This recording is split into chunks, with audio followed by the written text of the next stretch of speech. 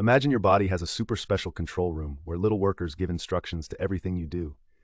These tiny workers, called nerves, tell your heart to beat, your lungs to breathe, and even your hand to wave. But sometimes, one little worker throws a popcorn party without telling anyone else. This surprise party makes your breathing act a little silly, causing those funny hiccup sounds. It's like your body's way of saying, "Oops, we weren't prepared for that." Luckily, the other workers quickly get everything back in order, and the hiccups soon stop. The next time a hiccup sneaks up on you, remember that your body's control room is always working hard. And maybe, just maybe, the hiccup was a tiny worker's way of having a little unexpected fun.